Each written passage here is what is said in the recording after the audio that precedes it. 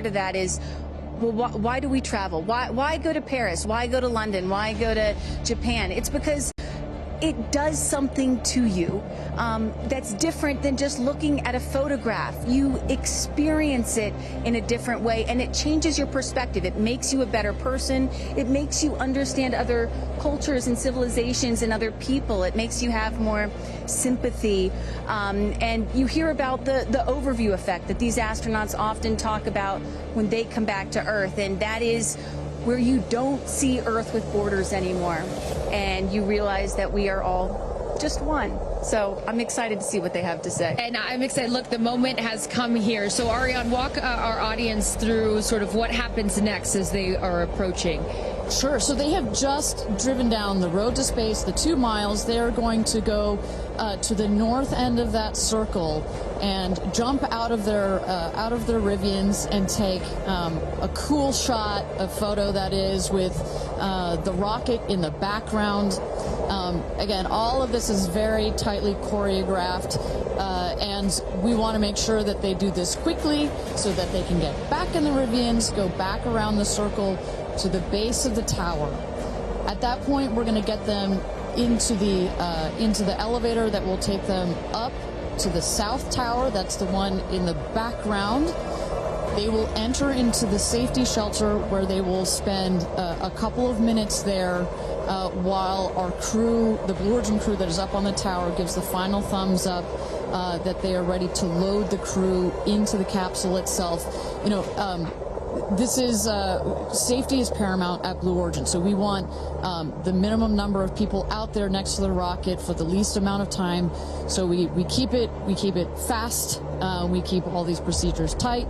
But we got to do a quick photo shoot by the rocket. I mean, so good. It's history, you know? We got to capture that moment. And again, for those of you just joining us, this is something that I was not aware of. That beautiful rocket right there, News Trevor, didn't come out until this morning, right? So explain a little bit more for those people that are just tuning in, sort of how the setup works. Sure, that is correct. So at about 2 o'clock this morning Central Time, we rolled the vehicle out there. You see on the truck, with the capsule already what we call mated to the rocket.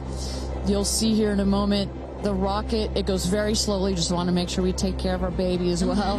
Goes out there, the truck will turn the vehicle vertical, and at that point we connect all the pipes and the hoses to the vehicle, and we start loading the vehicle with propellant. Right there, it's empty. That's for safety and security reasons. That's also, it makes it easier to turn vertical. We'll load the vehicle with propellants all the way up to the last moment. We put in there, you heard it earlier in our webcast, liquid hydrogen and liquid oxygen. Those are the two propellants that fire into what we call our BE3 engine, our Blue Engine 3. And our team in Mission Control from that point on has got their eyes glued to their monitors to make sure that the propellants in the tank stay within bounds, within temperature bounds, within pressure bounds. As they make their way here onto, they'll take the elevator, right? They won't take the stairs. That is correct. Yeah. So we just inserted the elevator relatively recently. It makes it a little bit more comfortable as you're going up to the top of the tower. You know, we're at about 3,000 feet above ground level in altitude up here in a dry, dusty desert.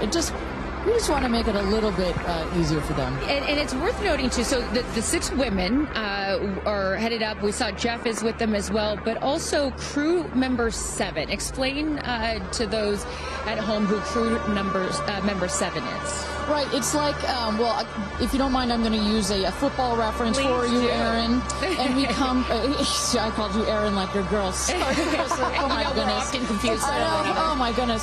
So it's like the 12th man in Seattle. This is like the 7th crew member. There's 6 crew members that are going obviously in the capsule. But nobody from Blue Origin will be in the capsule. It'll be the crew member 7 that has been training them. We saw Sarah Knights as the second driver in addition to Jeff Bezos. And then, a little confusing, we've got a second crew member 7 who is going to be on Capcom, or capsule communicator. Today, her name is Laura Stiles. She will be the person that is in are in our astronauts' ears, communicating with them, making sure everything's going okay, also telling them, hey, this is when you can unbuckle, and this is when you can... That's her right there. That's Sarah Knight's right there, exactly. And now we are looking at what?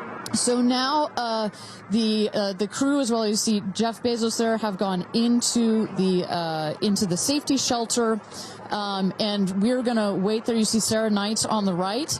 She's gonna just communicate with the Blue Origin team that is at the other tower just next to the rocket to make sure that everything is set and sorted for them to do their final load. This happens very shortly here. We clock it at about T-minus 35 minutes, but we'll only do one already. And in case some of you are wondering what a safety room is or why it's there, it's, again, what Ariane was talking about. You want to keep these astronauts as safe as possible for as long as possible. Of course, they'll be safe when they actually get in the rocket, but just in case anything were to go wrong, we had the chance to go inside this room a few days ago, and it is, I mean, is it a bomb-proof room? Do you want to say that? I mean, it is. It is. Yeah, and you feel it when you're in there. You're like, oh gosh, now this it is feels real. Yeah. And after going up that elevator, you know, for us, I think that's the moment where we weren't even going into space, and all three of us were like, whoa, okay, it gets real serious. Yeah. But I love the access that we obviously have in being able to see these women before they go up. For those of you just joining us, we are T-minus 34 minutes to launch for NS-31, Blue Origin's 11th human flight. As you can see there, a little live look in as them saying some words before they take off. So I know that we had started to expand upon it and then took a shot of the astronauts. So what will they feel? Sort of walk us through the physical part of what they'll experience, Ariane, once they are in the capsule. So once they're in the capsule and they're ready for takeoff, first they'll hear the engine when it ignites. It sounds like a pop. Everybody, listening will also hear that. It sounds like a pop, and the engine roars. We hold the rocket down for about 7 seconds. Make sure it's all ramped up. And during that period, that can actually be one of the most, frankly, nerve-wracking times, because you start to, if you're in the capsule, you start to see the glow of the flame. And here they come. Here we go. Loading into the capsule. And the significance here of the bell, and I should note before I have you explain that, each crew names themselves. They have named themselves the 6 taking up space, as each one is ringing a bell. And the significance of that is what, Ariane? This is one of our traditions. All astronauts throughout history in various programs have had their traditions. For us, we always want our astronauts to ring the bell. Above there, you see, light this candle. Those were the last words that Alan Shepard said right before he went to space. Alan Shepard, of course, the namesake of our vehicle. He was the first American into suborbital space. And we just like to let the stars know that we've got some people heading their way. Absolutely. As they load in, I will... In my world, we call it an audible here. Just if we have any sound from mission control or anything, I'd love to take a peek at what's going on in there and just give the folks at home some idea of what's happening there. There we go. There we go. So we don't have sound of it, but we can see all of the brain behind this beast. But I could tell you, Carissa, other than a couple of discussion points on the radio, honestly, it's about this quiet when you're in there. Really? That surprises me, because you would think, like, in a control room in TV, it's a chaos, right? In the best way, but in there, it's quiet. And honestly, chaos is, quite frankly, the last word I would use to describe our mission control. This team, they're working through very specific procedures on a very specific timeline. They've done their own rehearsals over and over again. We also want to keep the communication line open if anything, if anybody's got to call it out. But it is a very well choreographed team we've got. And, when folks are wondering, what exactly are these soon-to-be astronauts doing when they're in these 2 days of training leading up to this space flight, it is exactly this. Simulating everything. They have done dress rehearsals and dry runs of everything that you're seeing here. They practice over and over, getting inside this capsule, strapping themselves in. And, one of the biggest things that they have to remember to do is when they get those, remember, they only get 4 minutes of weightlessness, 4 precious minutes. They have to unbuckle and then buckle back in at the exact right moment. So those are some of the things that they're learning to do and practicing while they're training in that building right behind us. As we look at New Shepard 31, the 31st mission, the 11th human flight here for Blue Origin. We are T-minus 30 minutes. Carissa Thompson, Kristen Fisher, Ariane Cornell with us, and Tabitha Lipkin at the tower. I am going to be leaving here in just a few minutes. I'm going to go to fallback 3, an area. Then I will wait for the capsule to land. I'll wait for the recovery team to come out and then bring you interviews from each of our astronauts as they arrive back here on Earth. I cannot wait for that. Again, we've seen them load now into the capsule, and I just would love, some more play-by-play, Ariana, of sort of what now this process looks like, as it's all new to me. And for any of you that are also joining us for your first launch, welcome. And now we'll let the experts tell us what's going on. So you saw them loading. You saw them loading into the capsule. They are getting into their seats. They're getting into their harnesses. It's a 5-point harness, so clicking them all in. All right, we're hearing that Capcom right now. Sorry to interrupt you, Ariane, which is short for capsule communicator, and ready to do the astronaut comm check. So let's take a listen. Laura Stiles has the mic.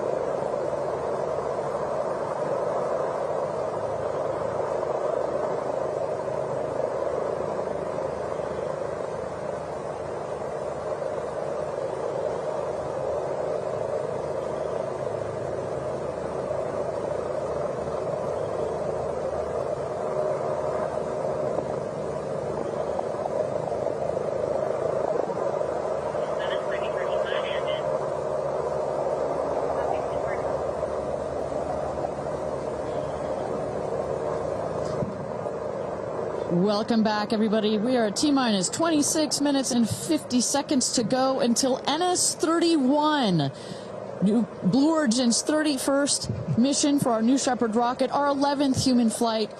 I'm Ariane Cornell here with Kristen Fisher at the desk. Carissa Thompson has left to get into place for her viewing spot for the launch. We are waiting on Capcom, or the capsule communicator, to run the comms check with our astronauts. But Kristen, we were just talking a second ago about what's going on here. You see our crew member 7, Sarah Knights, who's coming out of the capsule there. She has helped load our crew into the capsule, has done just a double check, making sure those seatbelts are nice and tight, as well as make sure that the earpieces and everything are set for our astronauts. I should note, just as we give kind of we got this beautiful aerial shots this morning of the rocket.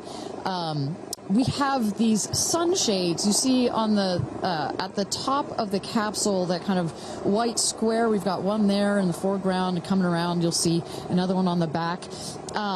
Those windows are so large that it can kind of act like a greenhouse in there, and especially down here in the West Texas desert, it can get a bit toasty in there. So we've got some nice sunshade for their comfort. And I love that we can see some of the crewmates inside the capsule as they're getting strapped in. I think you could see Lauren Sanchez right to the left of the hatch right there from that camera shot. So pretty cool that you can see them this close to lifting off.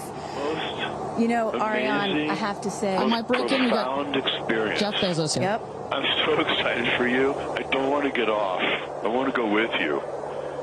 And when you get back, I can't wait to hear how it's changed you.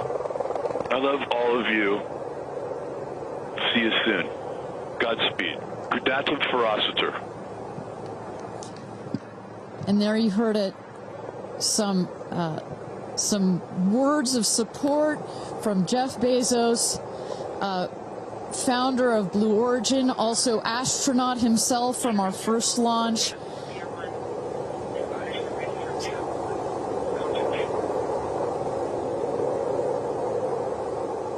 So, of course, Lauren Sanchez is Jeff's fiance, one of her supporters. But as we mentioned before, we've got lots of friends and family that are supporting the rest of the astronauts here. They are out at the viewing tower. Let's turn it over to Tabitha. Tabitha, have you had a chance to chat with some of the family members out there? You know, a lot of friends and family have come out here, and it is an exciting vibe. I am standing by with two women who need no introduction. And Chris, I have to start with you. What is it like to be here, and what brought you all the way out here to this launch? Well, Lauren and Jeff, we're here to support our girlfriend and our friends, and I never thought that we'd be talking to you from a space launch. For sure. So this is a really unique experience, and we're just so honored to be here to support them and watch this amazing part of history. And I'm so proud of her. And I just feel like all of the female astronauts that are going to go up today. It's such a big day in history, and it's so empowering, especially my daughter is 7, and just to see something like this. And I mean, somebody said their grandfather was here that's 92, that they didn't even have transportation back then the way that we do now, and now they're going to space. It's pretty amazing. That's Aisha's grandfather, 92, came all the way here. That's where the story, I was like, I heard this story, and you know, he had no airplanes, nothing back in his day. Now he's seeing his granddaughter go into space. That's a beautiful thing. It's really incredible. And how does it feel also to be able to share this with multi-generations within your family? It's really something. It's just Kim keeps writing us because she was supposed to be here with us, and she's studying for law school, so she had a big test that she had to take. Again, something I'm very proud of, but she just keeps calling, going, I have such FOMO, tell me every minute of it. So it's very inspirational, and just super proud of the girls, every one of them. And it's a very brave thing to do, and I think it also just says something, like Chloe said, to my 13 grandchildren. Yeah. And what can you say to that too, for your children? Oh, I just think it's really whatever you dream of is in our reach, especially in today's day and age. And dream big, wish for the stars, and one day you can maybe be amongst them. That's so beautiful. And just before I send it back, any last messages to the astronauts before they take off? I think just great luck. Be present. I mean, I'm so excited. I love the messaging that we keep receiving from the staff here at Blue Origin is don't film it through your phones, look through your eyes, be as present as possible. They will supply all the content that we need and to give to our families, but I love just being in the moment. Yeah, same. And we're gonna excited. Yeah, we're so excited. We're going to be in the moment too here. We're going to send it back to you guys at the desk, and we're going to start watching. Love you, ladies. Good luck. Bye. we had no idea that Chris and Chloe were going to be here, and we're about to be interviewed by Tabitha. So that was a nice little treat. They sure looked the part, you know. Oh, they're ready for their day out here in Texas. I love it. Yeah, and you know, for those of you watching, we're really in the middle of the desert. We're a solid 2-hour drive from El Paso. And as you were saying yesterday, Ariane, you know, you really get the sense like you start in El Paso and the more you get out here, you do start to feel like you're on another planet. I mean, it's got quite a moonscape, Marscape vibe. And our guests that are here today, as we just saw in Chris and Chloe, are dressing the part. Well, so let's bring it back to the real stars of the show, our astronauts. And one of our astronauts that we haven't heard from yet is Gayle King. She has obviously a lot of emotions going into this flight. Let's hear what she has to say from this interview with Tabitha Limkin just a couple of days ago. When I made the decision to come, there were only 3 people whose opinion matters to me the most. Favorite daughter Kirby, favorite son Will, and Oprah. That's my kitchen cabinet. And all of them said, I think you should do it. All of them, much to my surprise, including Oprah.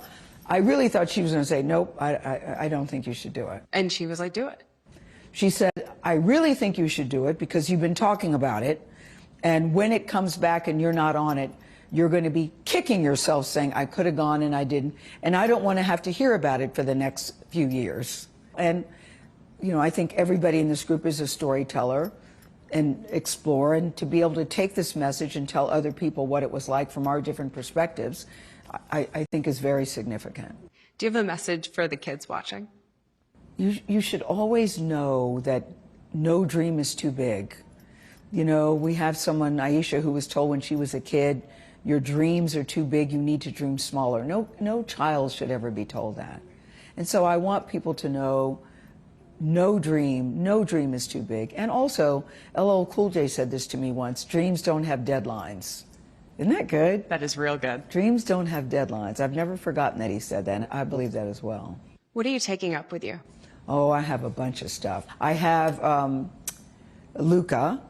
I wanted one of his favorite toys, so I have a Sesame Street character called Tamir.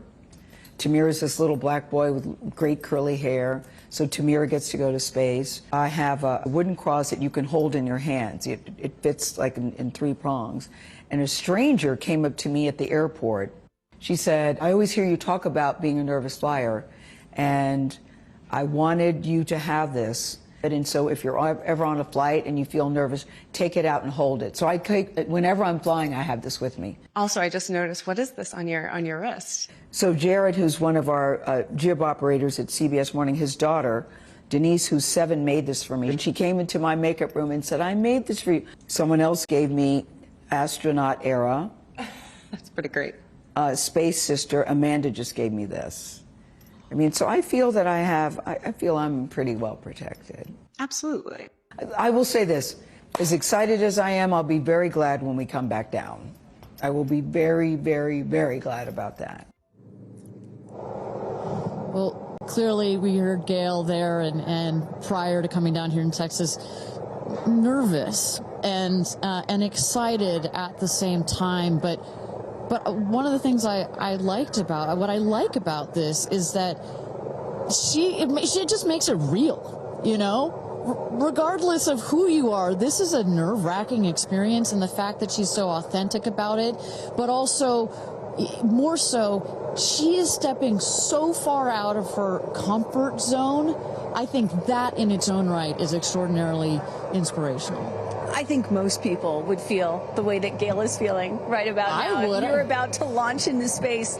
You know, one of the things that I find so refreshing is that, you know, back in the early days of human spaceflight, you had the Mercury astronauts, and they were all white male military test pilots, and they all had to have the right stuff. You could never talk about nerves or being nervous or your feelings or stuff like that. That was the wrong stuff. But now, in 2025, it is the right stuff to be like Gayle King and talk about those concerns and fears and excitement that you have before launching into space like that. And that really shows you just how much the human spaceflight experience has changed over the last half century. or so. And that really is what today is all about. I know there are some people watching this or who have heard about this who are thinking, why should I care about people going into space, you know? Katy Perry, a famous pop star, why should I care about that? And the reason is, it's missions like this that really begin the process of opening up space to everyone, for all of humanity. That's what today is about. And I think we have to, it's not just about today. Today is very, very important, but I think also one of the reasons that I love working at Blue Origin is we think in very long time scales, right? I honestly feel like I'm working at a company that will be here in at least 100 years. And that's how we think about spaceflight. Oh my gosh, look at that cute little kid. She is ready to go to space too. Aww. I absolutely adore that. But we need to be here precisely for kids like that. You cannot, I'm a firm believer that you cannot be it if you can't see it. And that's what this flight is for. It's about inspiring women. Oh, look, talk about inspirational women. Several female astronauts in that group right there. How many astronauts do we have there? I see it. 4 or 5? At least 4 or 5 and counting. It's a tight group that's only going to get bigger of those female astronauts there. You see Kelly Girardi and Cyan Proctor. I see Emily Calandrelli, Sarisha Bandla. I mean, just an incredible group of women that have gone to space already. And after today, in just 15 minutes, we are going to be adding 6 more to that group. It's getting close, Ariane. It is getting close. So with that. Thank you again, everybody, for joining us for NS-31, our 11th mission, human spaceflight mission to space here. We are at T-minus 14 minutes and 30 seconds. Just to give you a little bit of a preview of what is to come, at about T-minus 10 minutes, we are going to have the go, no-go poll. We're going to throw it back to mission control audio. And basically what that is we go through each of the important subsystems, and our flight director, shout out to Michelle Christensen, our flight director, our first female flight director at Blue Origin. She's going to lead that poll, and we're going to go to each one of the groups and say, are you ready to go for this flight? Is your subsystem ready to go for this flight or not? And they will go around the room, and with the final go, no go, it will be game time here in West Texas for this launch. Look at that. Now, this child is a little younger than you were when your parents went to space. A little bit older. Oh, excuse me, a little older, yeah, because I was just 15 months old when my mom flew in space. And, I think about what it must have been like for her to be a first-time mom and training for her first space flight all in 1 year. And she was a part of NASA's original first 6 women astronauts alongside Sally Ride. Of course, it took them, those first 6 female NASA astronauts, 2.5 years for all of them to fly into space. Now, today, Blue Origin is going to send 6 women into space in a single day. I mean, that's pretty cool right there. Incredible perspective. Also, was your mom just 6 months? You were just 6 months old when she started training? She was assigned to her first space flight when she was 8 months pregnant with me. Can you imagine? God, I have a 6-month-old. I can barely fly down to West Texas from Seattle. She gave birth to me on a Friday and was back in the astronaut office on Monday. I don't recommend doing that. As a mom of 2 myself, you're a mom of 2, I probably wouldn't do that. But respect. She did, Respect, that's huge. But I've asked her, I'm like, why did you do that? And she said, because I felt I had to prove something. I felt that I had to, pave a trail for women to come. And so as I'm sitting here today, I'm thinking a lot about what she did, the sacrifices she made to make what's happening today. Again, it's not normal. Human spaceflight will never be normal or routine, but this is the beginning of making this kind of travel. We got 4 moms on board, a grandmother, making these types of people going into space very routine. Now, talking a little bit about that, getting back a little bit into the flight profile and what they're going to feel as part of this now routine flight.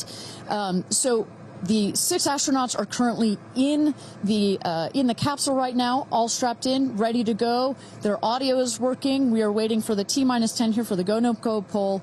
At T-0, you guys are going to, all of us will hear the pop. That's the ignition of the BE-3 engine. It holds down the rocket for about 5, 6, 7 seconds. Inside the capsule, they'll start to see the glow of the flame, and then they will lift off.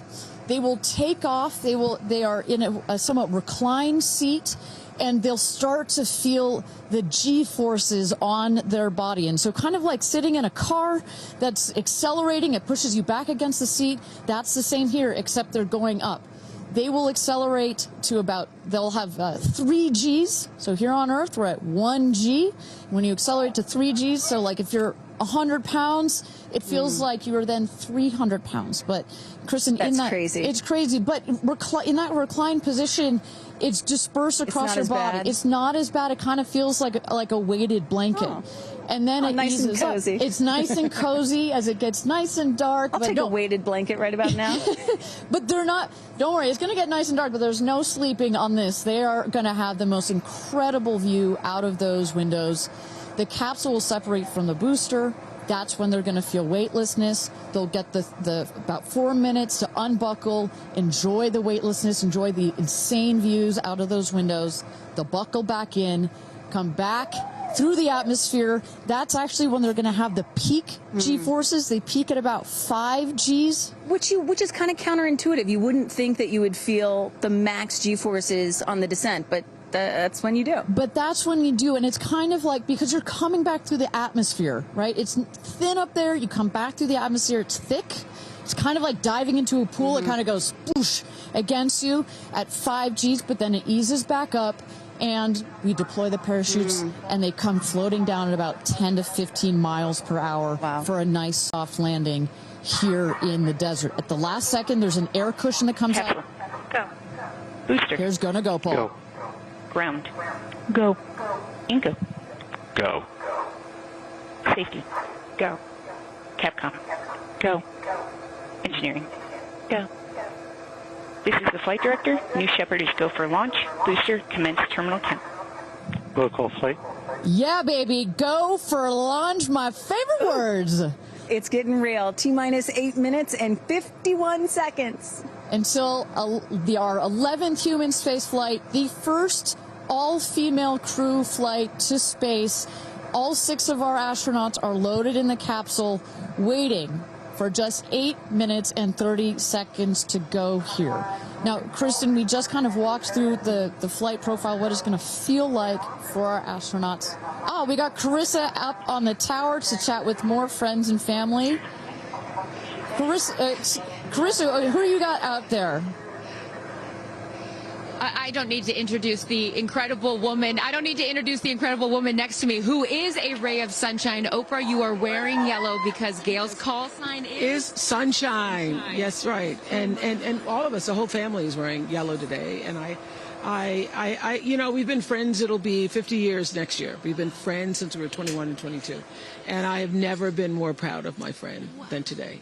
Never been more proud, because this is bigger than just going to space. I mean, I think for her, who anytime we're on a flight, she's in anybody's lap if there's the slightest bit of turbulence, has like real anxiety flying, and this is overcoming a wall of fear, a barrier. It's I think it's going to be cathartic in so many ways for her. She told us that she was surprised that you told her to do it. Why did you want her to do this? Because I think life is about continuing to grow into the best of yourself and the fullest expression of yourself. And I think that this is one of the most fullest expressions you can possibly have. And I know that I felt deeply that she would regret it. And I didn't want to hear about it for the next 15 years. I wish I had gone, you know. And I said, there's only one time that all the women are going up for the first time. You know, there will be other trips, but there's only one first time. Incredible. So to be a pioneer is great. What was the last conversation you had with her? I said, peace be still. Hold the God's unchanging hand. He's got your back. That's it. That's it. I know that as we're counting down here, we're getting excited for that go for launch moment. How are you feeling as her best friend? I feel so calm. I don't think I've ever been more calm because I think it's already done. Once she said yes, once she committed to yes, and Lord, did we all hear, should I do it? Should I do it? Since Thanksgiving, we've been talking about it. And so once she finally said yes, I was like, okay, we're going. It's a go. You know what I have loved is her vulnerability, because she's the voice of a lot of us that would be afraid, and she's okay to talk about being afraid. Why has that been so important to show that part? I think, you know, for every woman who's on this flight, it's about fulfilling something within themselves. For Gayle, it's about overcoming this great fear and also stepping into the moment of excitement. And I think, you know, it goes beyond this moment of just going up in space. I think this will be an everlasting experience. I was just thinking this morning, you know, Gayle has been there for me for hundreds of events. I can't even remember them, you know. But you will never forget this day. None of us will ever forget this day. Well, thank you for being here, for her, for us. I mean, this is just, it's a historic day, and it's only fitting that you are here front and center as a ray of sunshine that you are, Miss Oprah. Thank you so much. Thank you so much. No time. You're next, you know. I'll send it back to you, Ariane. Thanks, Carissa. Wow, to see Oprah down here. No, I'm not besties with Oprah, not yet anyway, but if Oprah told me to do anything, I would do it. I don't think Gayle had a choice after Oprah said, girl, you got to do this. She had to do it. Ariane, we are under T-minus 5 minutes until these ladies hopefully launch into space. And, you know, you were just talking about what these women are going to feel when they launch. But let me tell y'all watching what we may hear, because we have one of the most famous singers on the planet on board, and there is a chance that we will get to hear the audio inside and hear what these soon-to-be astronauts are saying and possibly singing while they're weightless. So I can't wait for that moment. I'm also hoping she comes down to Earth and does like either a Fireworks Part 2 or E.T. Part 2. I think that's going to be, and I think, but let's stick on this point for 1 second, Kristen. I think one of the incredible parts about this crew is their ability to tell the story coming out of this in their own unique way. The way Gayle can go on TV and talk about it, Amanda can go and continue to advocate for women more broadly about it, the way Katy can sing about it, etc., the way Kerianne can produce films about it. That is what is so special about this crew in particular. And that is what's so special about this new era of spaceflight. This is not NASA. This is not governments. It's not the U.S., China, or Russia. This is the commercial era. These are private companies, and this is Blue Origin sending the first all-female crew into space since 1963. And this is all going to happen so fast in just a few minutes, about 10 or 11 minutes from launch to landing. And don't worry, guys, I did the math. In case you're wondering, total duration of this mission is just about 3 Katy Perry fireworks songs. So play that song 3 times. That's how long this mission's going to be.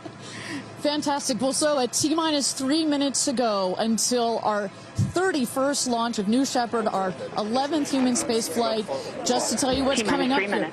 At T-minus 2 minutes, we send the show over to the vehicle. It goes into autonomous mode. Command engine controller ready to start. We have our team, of course, in mission control that have their eyes glued to the screen there.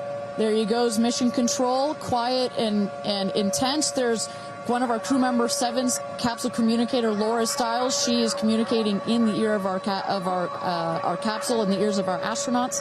But what we're going to see in the last 2 minutes, you'll see the fins at the base of the rocket gimbal or just move back and forth. We want to make sure they've got free range. At the base there, you see the nozzle, the engine peeking out. The engine as well is going to gimbal, going to move. Both in conjunction together, those two systems. Propellant tanks to flight pressures.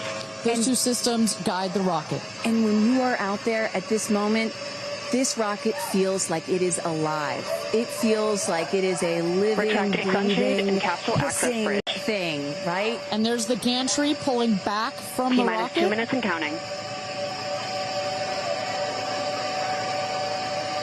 Transition to onboard hydraulic pumps. And this right here is the moment that they've been training for. 2 days, becoming a crew, becoming a team. After you go through an experience like this, it's more than a team. It's almost like a family. You are so tight to go through something as intense Executing as this. aft fin built-in test. And everything looking really good, Ariane. So far from mission control, everything is clean and green for this launch. T-minus 1 minute to go here.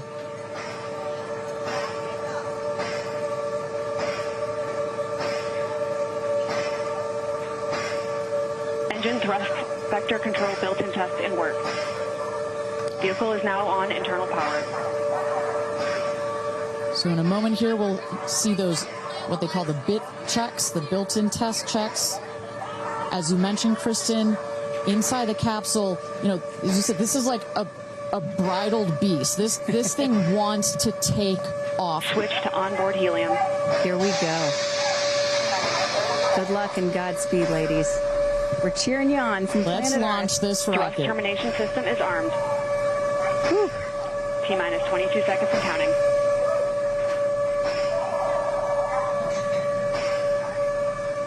Guidance internal. T-minus 10, 9, 8, 7, 6, 5, 4, command engine start, 2, 1, ignition.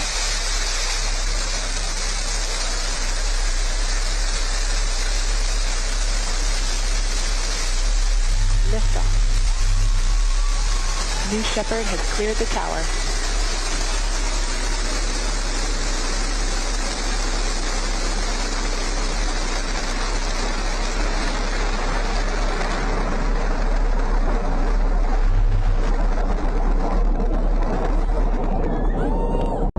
Flight. 6,000 feet climbing.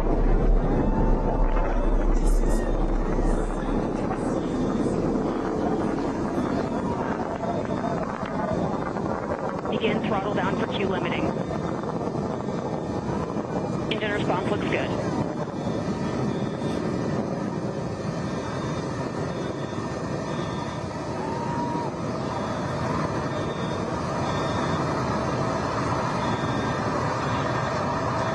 Max Q, maximum dynamic pressure. Mach 1, vehicle is supersonic.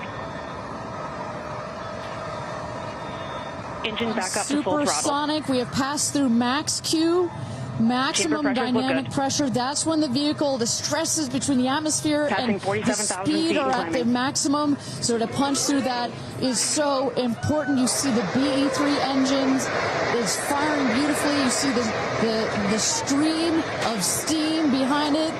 Those ladies right now are having an incredible view on their way to space.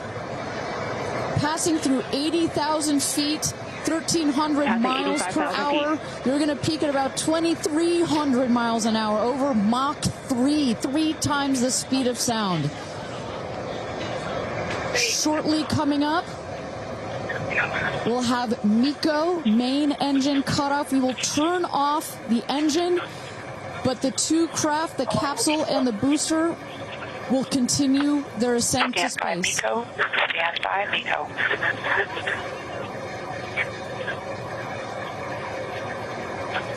And there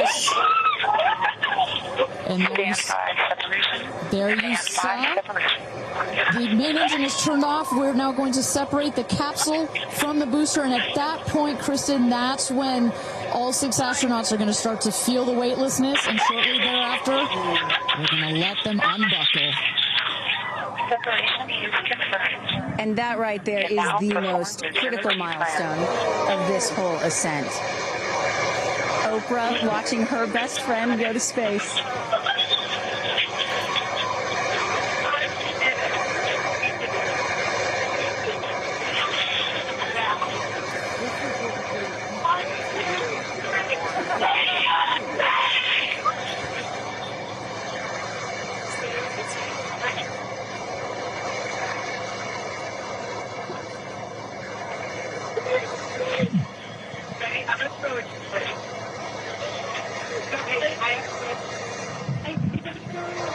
And the two craft is separated.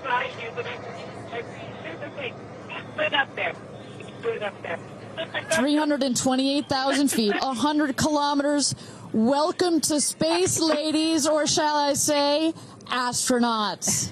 Oh, the moon! You guys, I have to tell you, look at the moon. Look. Oh, my God. Oh, my God. Oh, my goddess. That's our pink moon. I love you, Jeff Bezos. And just in case it wasn't clear, So much. those are the astronauts. Those are their voices that you're hearing. And there, they have hit apogee, the highest point in flight, well over 345,000 feet, well over the Kármán line. Wow.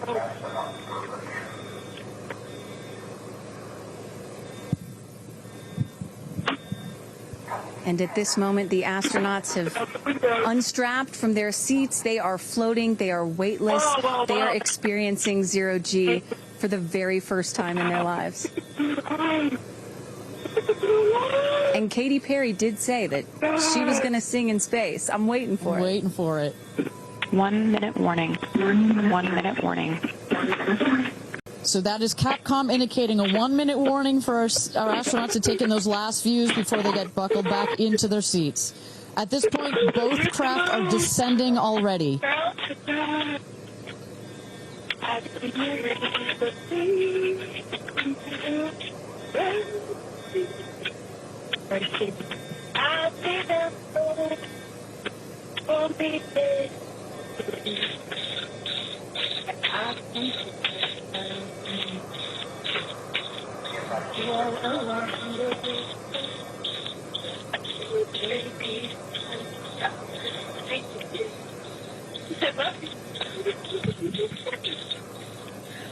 my God, guys, wow, so peaceful up here.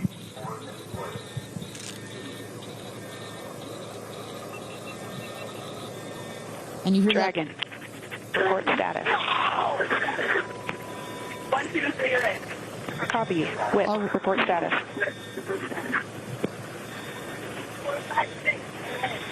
Copy, all astronauts in seat. And a great piece of news there. All astronauts are back in their seats. You see the two craft now. That on the bottom, that is the rocket that is screaming back down to Earth. The rocket will beat the capsule to its landing spot just 2 miles north of where it's taken off from. At the top of the rocket, you see a couple of fins that have popped out. Those are to stabilize the rocket as it comes into land. Shortly thereafter, you will see the drag brakes that deploy that will cut the speed of the rocket in half. And then in the last moments, and there it is. We can see it from the stage. There comes the rocket down. It's going to relight its engine. We can also see a sonic boom. We're going to hear that shortly here. And remember, this is something that had never been done before until just a few years ago. Truly the stuff of science fiction that you're about to watch in just seconds. Drag Here we brakes. go.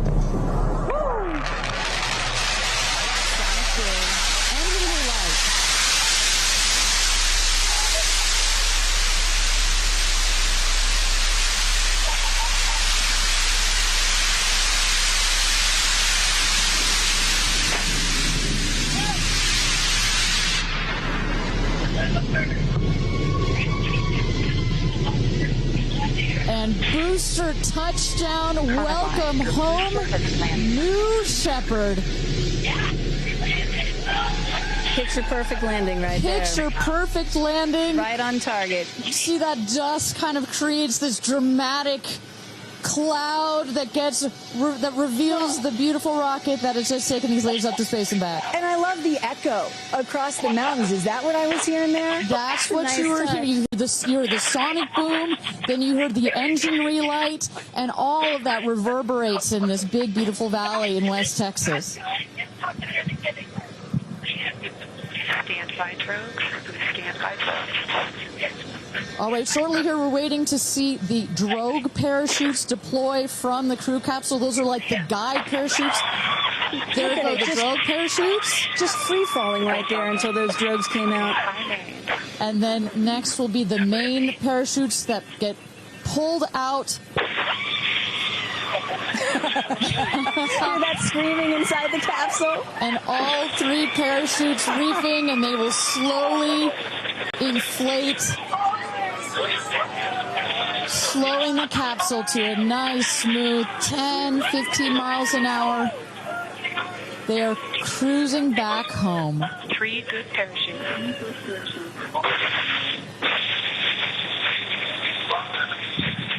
And I tell you, Kristen, from having gone through all of the simulations, I have gone through all of the training. They put you in the capsule that simulates all of this, including the sounds, and when you hear the motors of the parachutes pop out, that is the best moment in flight. Because I know Blue Origin does everything they can to make this as safe as possible, and y'all have an impeccable safety record, but it still has to feel really good when you know that you're coming back to Earth with those parachutes fully deployed.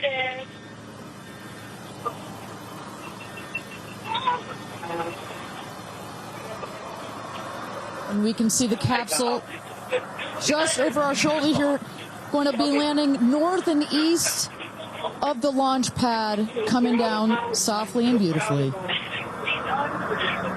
500 feet.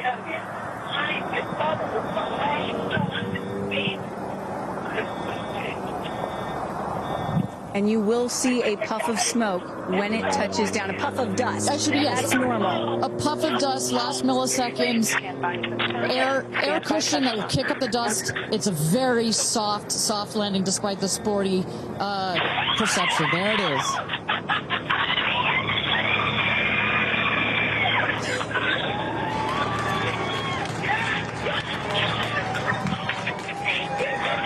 Touchdown. Congratulations and welcome back to Earth. Do status check. Double shot. Kristen, just some incredible images there. The capsule. Copy. Welcome back. Heather. Nice. Let's wait for Aisha just a moment here. Make sure they're doing health checks in. Beautiful. Dragon.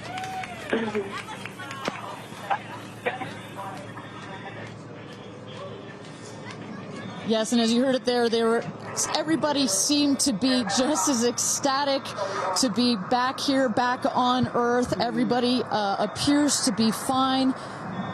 Beautiful shot there of the capsule down in the desert. As we were just saying, it looks like a tough landing, but it is an air cushion in the last milliseconds that just makes it even softer. I will also note the parachutes landed very close to the capsule. That's just an indication that there's not very much wind out here today. A beautiful day for a launch and landing. A beautiful day to add 6 more names to the roster of astronauts that have been over the Kármán line into space. Carissa Thompson, what's the view from your road to recovery in the truck? Oh my goodness, you guys, as I've told you, this is my first launch. So standing out here with family, that moment of watching the rocket, and both incredible emotions, relief, excitement. You saw Oprah's emotion, Orlando Bloom, as I was walking jump in the car to go meet everybody and recover, he was like pretty good. So I can only imagine how these astronauts, now that we can officially deem them astronauts, are going to feel. I can't wait to get their reaction. We are headed out there now. I will check back in with you as soon as I have them. Sounds good, Carissa. And as everybody can see, she is those recovery crews are screaming out there. So we actually send them out as soon as we spot the capsule. And there's little Rose, Katie's daughter, who is just Daisy, excuse me, who is just seeing her mother go to space and come back. I'm sure she cannot wait to say hello. So, but as I was mentioning, the recovery crew is heading out there. We send them out as soon as we can see the crew capsule and spot the crew capsule descending. There will be at least 2 trucks that go out there. What you'll see is they will come around the capsule. We also have crew member 7 who's in there. She will run out, go around to each window, make sure that each astronaut is fine, and the recovery crews will safe the capsule before we exit the astronauts. You know, it's hard to pick a favorite moment, right? Launch, landing, it's all good. But the moment coming up might be my absolute favorite, right? It's the moment the recovery team gets out there, then all the friends and family, and we get to see the astronauts emerge from the capsule, and we get to hear what they thought from the last, 10 minutes or so that they were up in space. And I think one of my favorite things that I've ever seen in covering space, certainly with Blue Origin, was that moment for William Shatner, Captain Kirk, as he emerged from the capsule. And this is exactly why you want to send people that are not just professional astronauts into space. What he said was so moving that day. 100% agree. But it's not just the astronauts that are here that are being moved by this event. We've got Tabitha that's with some of the friends and family out there. Tabitha, give me an update from the viewing platform. I mean, not a dry eye in the stand, I tell you right now. Chloe, I just want to know from your perspective, that moment, what was it like? I don't think I realized how emotional it was going to be, and I literally had chills all over my body from the second it launched until the moment I just saw it land. And it's sort of hard to explain, because I don't think you would be that emotional, but it's incredible. It takes your breath away. And I feel like I have all this adrenaline and I'm just standing here. Right? It's very true. Same. It's really, first of all, we're so thrilled that the girls are safe and everything went so well. And so that's a relief, because, I'm sure there's a lot of nerves up there, but to hear the girls screaming and having such they said they saw the pink moon. Yeah. I heard the audio. I was like, that is the coolest thing. So I cannot exciting. wait to get the footage from inside and to see that. I want to hear every little emotion that they had, and we can't wait to see the footage from inside. What are the chances? The pink moon, the rocket launch. It's so exciting. It's a great day. It's been a pretty phenomenal day. So when are you guys going up is the real question. Oh my gosh, I don't know, but this made it a little more enticing, I will say. But I don't know. But I've learned to never say never. Right. That's right. You can go on behalf of the rest of us, but thank you. I think we'd all drag you off of the tarmac before we let you go up. But I like you being an observer. Okay. Yeah. We love being able to share this experience with you, and thank you for sharing how you feel out here with our audience. So it's been really, really incredible. So yeah, the emotions are high because it's so exciting and energizing. And gosh, Kristen, Ariane, I don't know what to say. I did cry. I didn't think I was going to cry, and I cried. Tabitha, I love you putting them on the spot there. Chloe and Chris, are you guys going up? Keeping up with the Kardashians In space. We're waiting for it. That's the all lady launch. Well, thank you so much, Tabitha, for that. And you could see that, you can hear that, you can hear from Tabitha. Even she is emotional and has tears in her eyes. When you're down here for one of these launches, and Carissa, when we get her back on the line, I'd love to hear her thoughts on this. The intensity and the energy and the emotion out here, even though you're in this remote place, but it all gathers here in this valley, and it's really intense. No matter how many times I've seen all 31 of our launches, it gets me every time. Well, anytime somebody says, I don't get it, what's so exciting about space? Come to a launch. Come see a launch in person, and then you'll change your mind. And, as we await the moment where these astronauts emerge from the capsule, I'm reminded of what William Shatner said on his mission. He said, "What you have given me is the most profound experience I can imagine. I hope I never recover from this." And I love that. I hope I never recover from what I just experienced. And one of the neat things about this is these women were not in space for several days where they had time to get acclimated to it.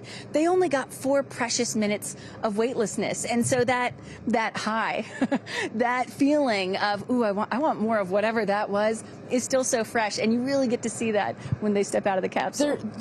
We catch our astronauts. I mean, their minds are still in the process of being blown when they come out of the capsule, and Carissa is going to capture those moments for us shortly here after we get our recovery crew. You see there some of the friends and family have already started lining up there, while the recovery crew, you've seen some images. As I mentioned, they're safing some of the systems on the capsule. We want to release all of the excess air and gas that created that nice air cushion. We'll remove the parachutes, make sure nothing gets tripped up. Also, we reuse those parachutes.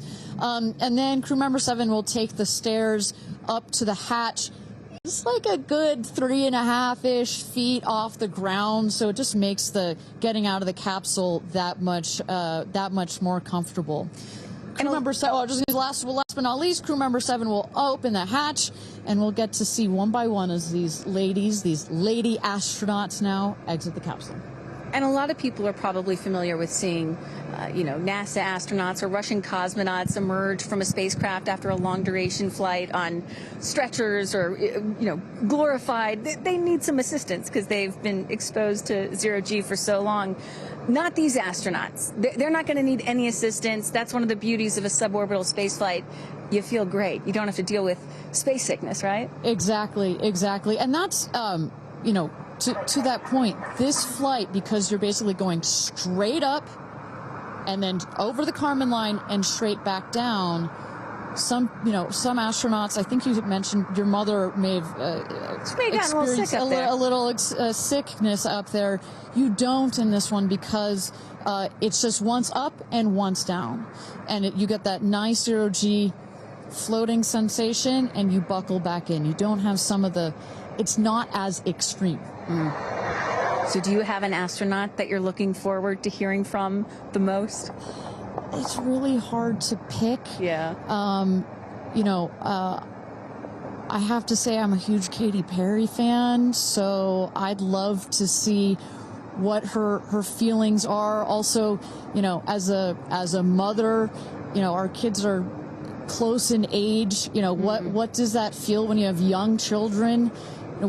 You saw her get so emotional in her pre-flight interview. Is she still is that still the weighing emotion, or is she still just oh my God, I saw the stars, I saw the curvature of the Earth? What's going to come out of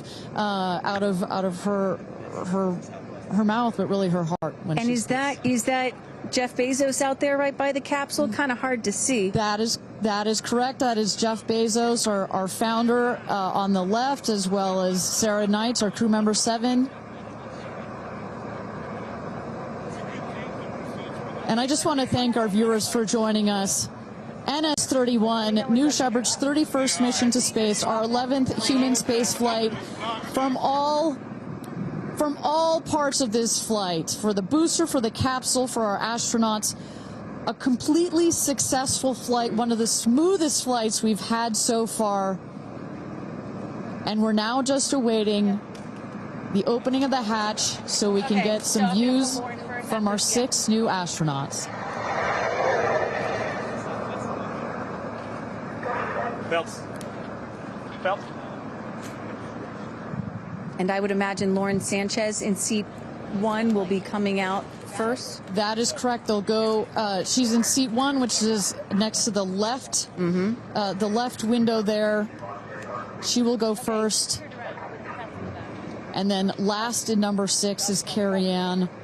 That is the window on the right. Sky Canyon.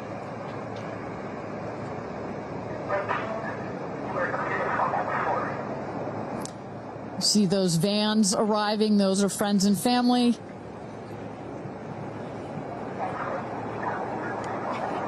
And that's Kerianne looking out the window, in the window to the right there. Lauren Sanchez on the left. And you really get a sense for just how big these windows are. I mean, when you're inside this capsule, it's almost as though you're getting a full 360 panoramic view. One of the cool features of this capsule, the largest windows of any spacecraft. So over a third of the surface area of this craft is windows. And that's on purpose. There were many meetings with our founder, Jeff Bezos, where our engineers brought him some windows. He said, nope, make them bigger. They come back, nope, that's nice, but make them bigger.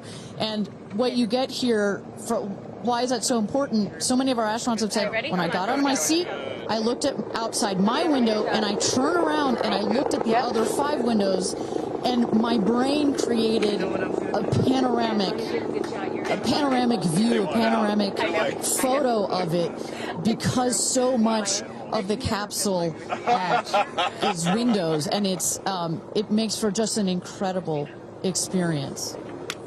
Sarah. Good? Okay, here we go. Yeah. Here goes Jeff Bezos to open the hatch.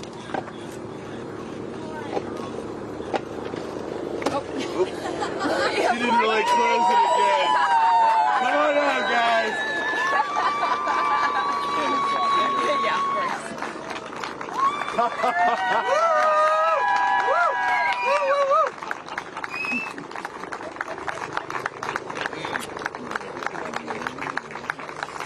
We'll see your baby. Where are my babies? They're over here. Go see them. Where? Oh, we have to go Right there. Okay.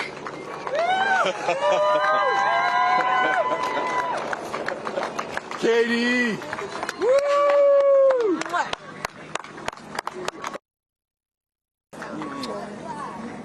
Thank you. Thank you. Amanda!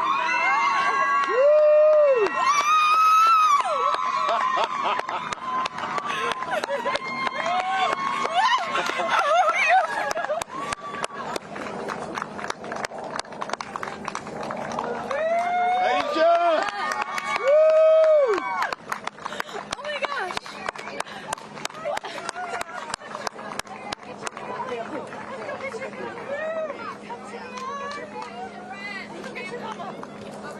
Gayle! I just have to have a moment with the ground. Let me just appreciate the ground for just a second. Thank you, Jesus. Oh my God. That was amazing. Yeah. That was amazing. I'm so proud. So proud of you. Oh, there we go.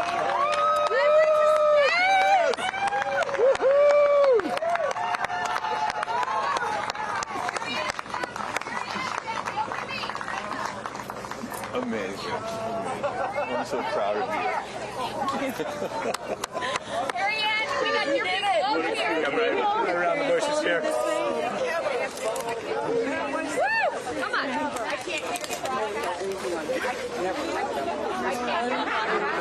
I have no, it's not working. So someone just tell me when we're on. Does anyone have our on? All right, and you just saw it there. All 6 astronauts coming out, all ecstatic. Katy Perry and Gayle King both kissing the earth. Very happy to be back down here, but clearly ecstatic. I don't know about you, Kristen, but my favorite was Lauren coming out and saying, "Where are my babies?" Oh. And I also loved Katy Perry holding a daisy, I believe, and holding the daisy up to the sky after her daughter Daisy. Sweet moment. With that, let's turn it over to Krista Thompson standing by outside the capsule. I don't really have words for it. Oh my God, Lauren, I want to cry just seeing you. I'm so proud of this crew. Like, I mean, Gayle, you know, we were just talking in the capsule, doesn't even have ear piercings. She's so afraid to do anything. And she got in that capsule, and I think, like, it profoundly changed her. I mean, for me, I can't put it into words, but, like, I looked out the window, and we got to see the moon. And it was pink. Was it pink? Full moon. It wasn't pink, but it was almost full. And Earth looked so, it was so quiet. It was just quiet. And is it what you expected? No. Better. Yeah. I don't think you can describe it. Because, you know what I was saying? It was like quiet, but then also really alive. And you look at it and you're like, we're all in this together. Like, that's all I could think about is like, we're so connected, more connected than than you realize, because you just see right here, you see like, states and all these things that like divide us, but we're not. And what is your emotion? What makes you emotional? Joy. Complete and utter joy and gratefulness. Like, it makes me want to come back and just hug everyone and be like, oh my God, we're in this together. Like, that's what this is. And Jeff had told you that it will change you more than you know, and I know you're only a few minutes removed from the capsule, but I can tell already. Emotional. Yeah. To be this I did. I'm like, I don't cry that often.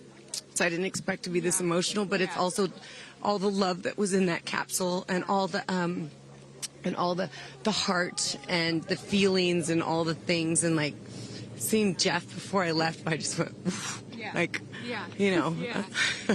had to come back. I mean, we're getting married. If I didn't come back, that would be a bummer for me. Only you, by the way, would say this to me. You said, Jeff, if you don't want to marry me, you don't have to send me to space. Don't have to send me to space.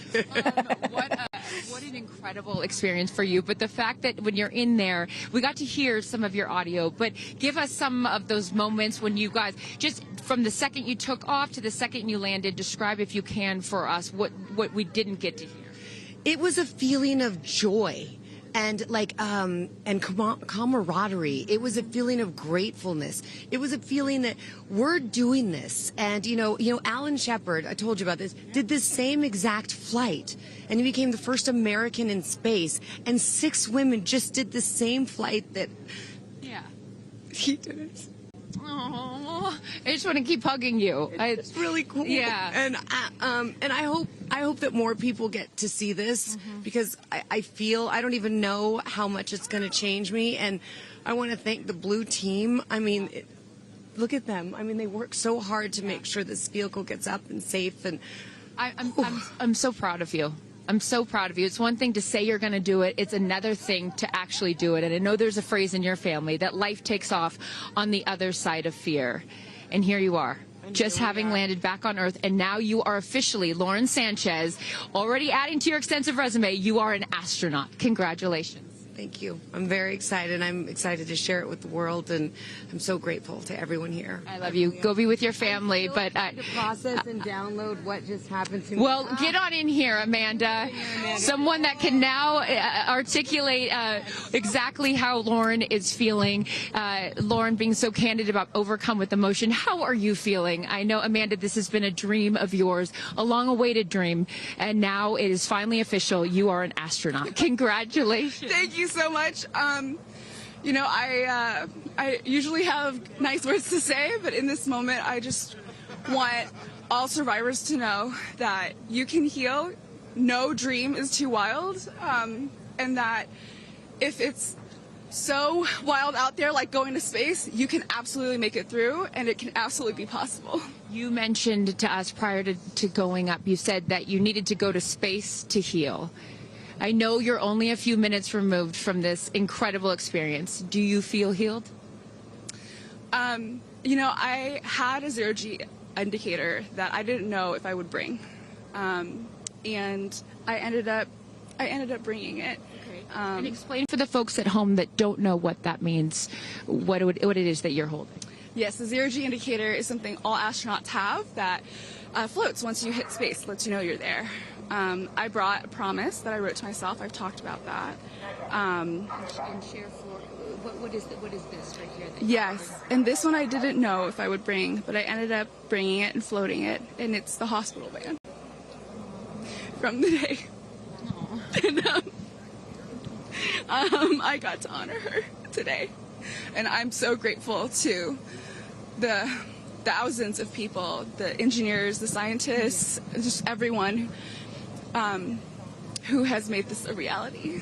And you also have written here, I know that you had this on your laptop, right? Yes, that's right. This is my zero-G indicator, a promise I made to myself that if I were to pause my astronaut dreams and fight for rights, that one day I would return to her. And it says, never, never give up.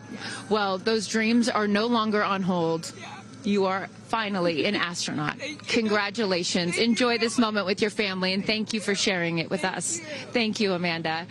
Kerianne, you said to me yesterday, you said, when I get out of that capsule, I'm going to be an emotional wreck. And I think what I will just say, for anyone that has never had the great privilege of being here, this is my first time at a launch, and it is very emotional. Describe, if you can, how you're feeling. I have almost no words. It was the most incredible experience of my life to be up there and see like such vast darkness in space and look down on our planet. The moon was so beautiful, and that was like, I felt like that was a special gift just for me. I'm so sorry. No, don't apologize. Are you kidding? You just went to space. You just went to space. This is it. And like knowing that everything, like everyone I loved was standing down there looking back up at me. And I just hope that these types of experiences, clear a path for everyone to be able to do that. You told us a beautiful story about your son when you told him you were going to go to space, and that, get over here so I can hold you, and that he went back to school and he was all excited to tell his friends that his mom was going to space, and they said, your mom can't go to space. Moms don't go to space. Well, guess what? This mom just went to space. Congratulations. You are officially an astronaut, and I know you're wearing a very special necklace from an incredible group of people that you hold near and dear to your heart. What would you like to say to them watching? I'm wearing a few necklaces today.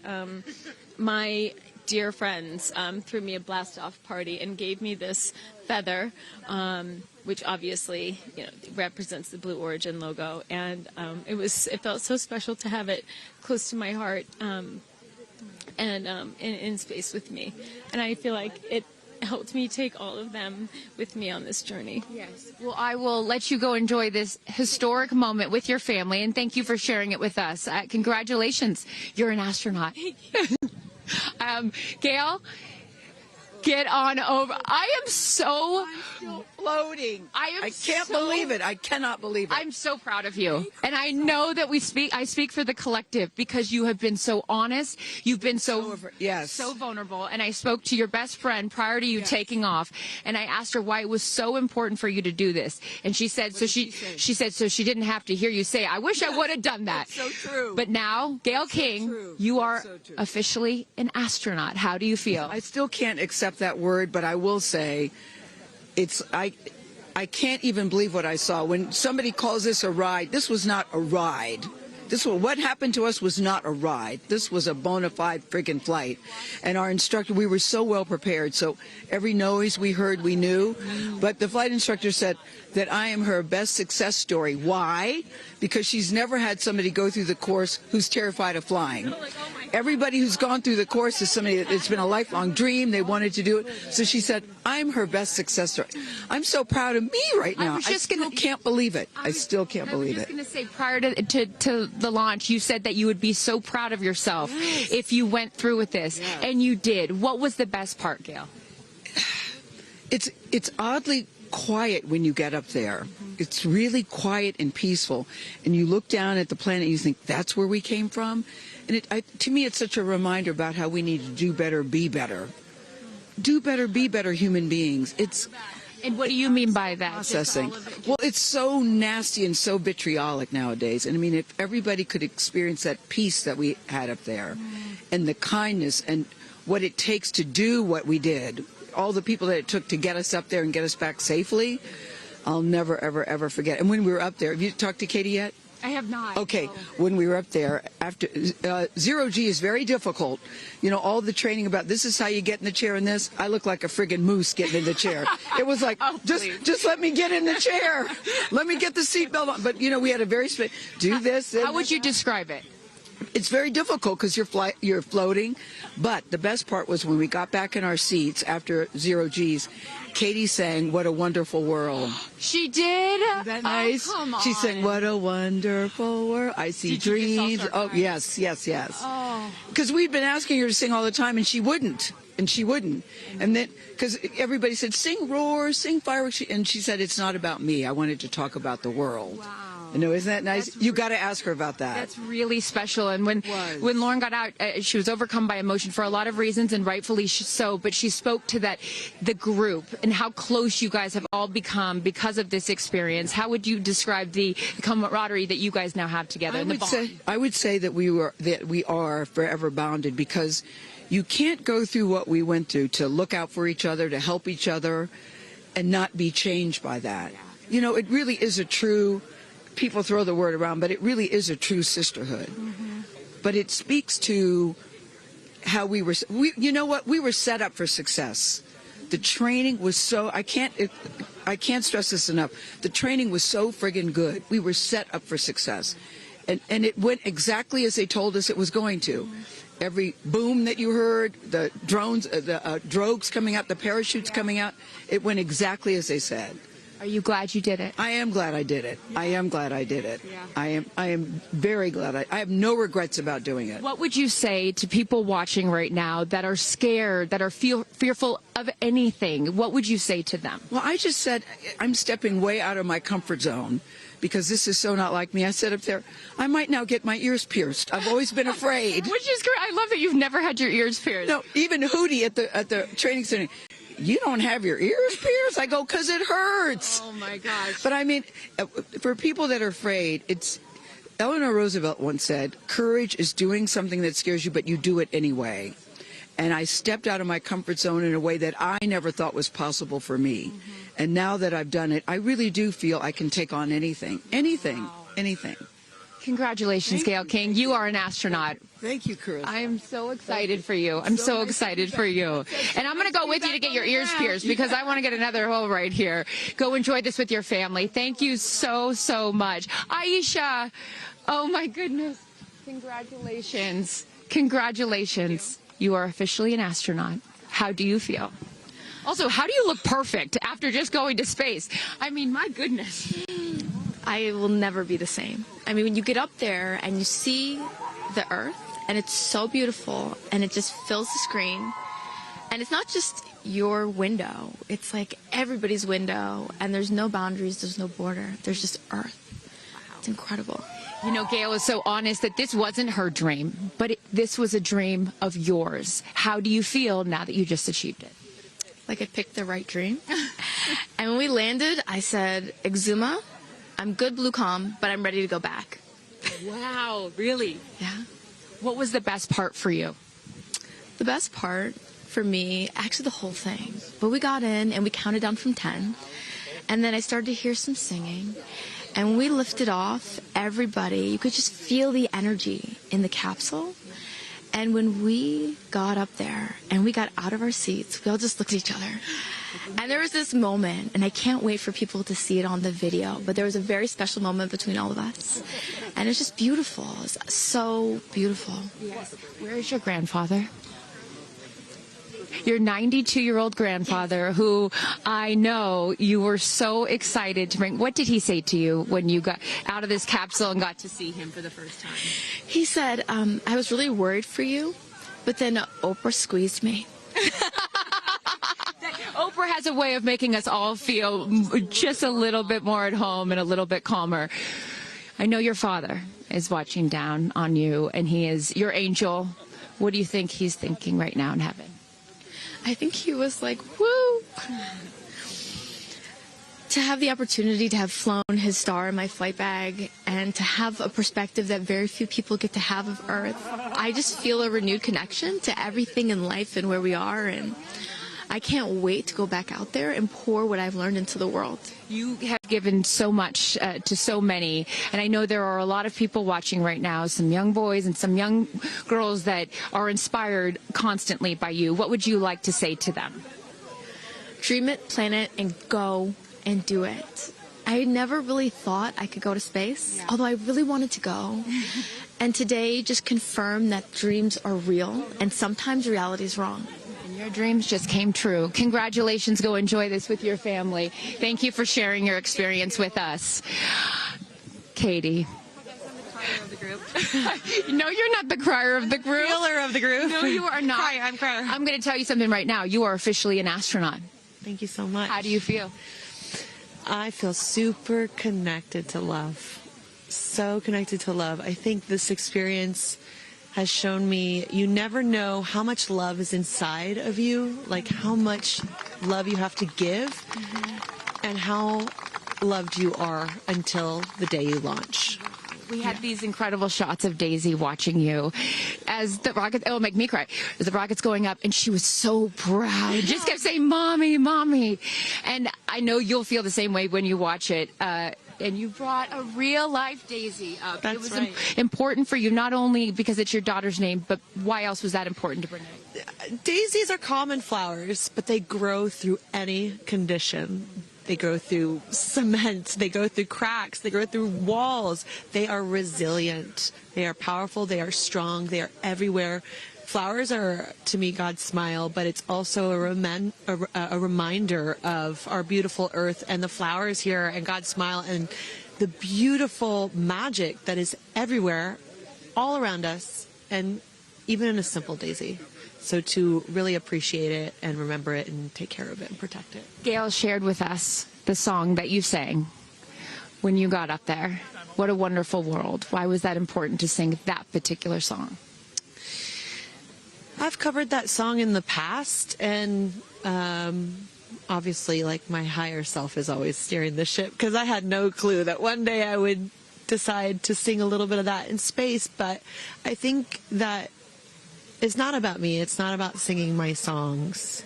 It's about a collective energy in there. It's about us. It's about making space for future women and taking up space and belonging. And it's about this wonderful world that we see right out there and appreciating it. This is all for the benefit of Earth. You have done so many incredible things in your life, selling millions of records, selling out stadiums. Where does this experience rate for you?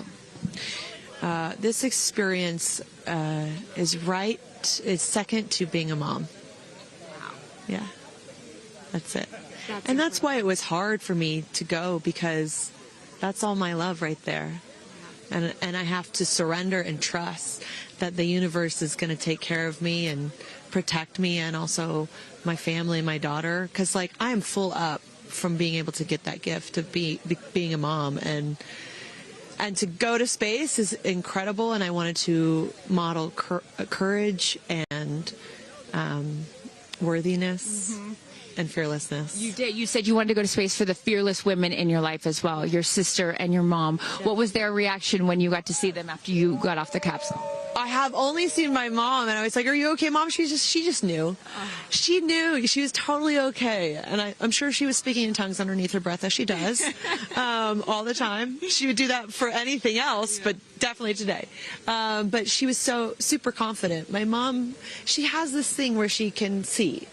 I mean, even down to the name of, like, the capsule being tortoise. I know you spoke to all of your fans about that the capsule's named tortoise, the feather on the side, that, you know, the symbol of Blue Origin, all of those gave you confidence that this was the right thing for you to do, correct? Yeah, because I just asked for a sign from the heavens, from my angels, and they're like, well, here's the feather, which is what your mother calls you, and if that's not enough, the capsule's named Tortoise, which is your second nickname that your mother calls you. And I'm like, okay, I'm going. Yeah. I got the message, and I'm going to get the message. Before I let you get back to your family, I just have to ask you, describe for us, because you're so brilliant at putting, you know, words together and describing moments that we can all appreciate later. How would you describe the moment when you took off and then the moment you landed? The moment, I mean, it is the highest high, and it is surrender to the unknown, trust, and this whole journey is not just about going to space. It's the training, it's the team, it's the whole thing. I couldn't recommend this experience more. This is like up there with all the, you know, different tools that I've learned in my life, from meditation to the Hoffman process. This is up there because what you're doing is you're like really finding the love for yourself, because you got to trust in yourself on this journey, and then you're feeling the love when you come down, for sure, and you're feeling that strength. So I feel really connected to that strong divine feminine right now. By the way, you're such a badass. I love that the month of April, you're like, I'm going to space and I'm launching my tour. I mean, it's really incredible. Now I know I'm asking this question for your fans. Will you write a song about this experience? Oh, for sure, 100%. And not only that, I got to reveal my set list for the tour on a butterfly. How apropos. Incredible. Just flying in space. I don't know if anyone's ever in space. I don't know if anyone's ever done that before, so I'll just There's a lot of things that you have done first. You are now officially an astronaut, and let me just tell you, on behalf of everyone here at Blue Origin, our webcast, and everyone, all of these individuals that put this incredible thing on, congratulations. Thank you so much. Thank you for sharing your experience. Is it a 10 out of 10? That's my review. 10 out of 10. You There's definitely no go for it. 10 out of 10. Thank you, Katie. Congratulations. All right, you guys, so many fun moments that we'll continue to see as we get the footage. But I'm going to send it back to you and let these incredible astronauts enjoy their time with their friends and family. Thank you so much, Carissa. Wow. Kristen, I mean, 6 inspirational women in their own right, eloquent. I could not be that eloquent coming down from space. You know, you heard Katy Perry saying 10 out of 10, but number 2 experience only to being a mother. What were some of your takeaways from what we just heard? You know, Gayle King used the word sisterhood. I'm feeling the sisterhood today. First all-female crew to space since 1963, and that was a solo mission, Valentina Tereshkova. And I'm with an all-female broadcast team here at Cheers, Launch sister. Site 1 in Blue Origin. Ariane, it has been a complete honor to work alongside you. It has been such an honor to watch all of the things that these women and their loved ones have said about what this experience means to them, because I am a firm believer that if you don't understand why people come out here to watch a space flight, it's just because you haven't seen a launch yet and you haven't been a part of this experience. And I truly believe what we witnessed here today is something that will continue to open up spaceflight and this experience for all of humanity and our little ones at home. 100%. You know, I said it earlier. You can't be it if you can't see it. And to see these 6 women go up and the roles that they have played before, but I can't wait to see the roles that they play afterwards in their way of telling this story for the world to hear, to experience, to see. This is just the beginning. So I want to give a shout out to them, because as you saw, that is coming out of your comfort zone, whether you wanted to go to space or you're like Gayle and you didn't anticipate it. Thank you for trusting yourselves and to their families and trusting their loved ones with Blue Origin. We are very proud to do that. I'm so proud of Gayle King, too. I wonder if she's still afraid to fly on airplanes after flying to space. Have we cured her of her fear of flying? I don't know. We've cured her for getting your ears pierced. So there like, we go. Baby We'll take steps. that one. Let's start with that one after this not so baby step. Aw. Look at that beautiful shot. And now the party starts, right? Can we pop some champagne and celebrate a little bit later? Let's do it. It's only 9:20 a.m. It's not too early. 5 o'clock somewhere, baby. All right. What an incredible day. Just for all of us, for our astronauts, for our Blue Origin team. It was an honor to fly you to space. And if you would like to follow in the pioneering footsteps of these astronauts and purchase a seat to space, visit blueorigin.com and click Fly to Space. Your own journey to visit the Kármán line is much closer than you think. If you'd also like to purchase a mission patch to commemorate today's launch, head to Blue Origin shop for patches and much, much more. For Kristen, Carissa, and Tabitha, I'm Ariane Cornell. Thank you so much for joining us. And until our next launch, Gradatum Ferociter.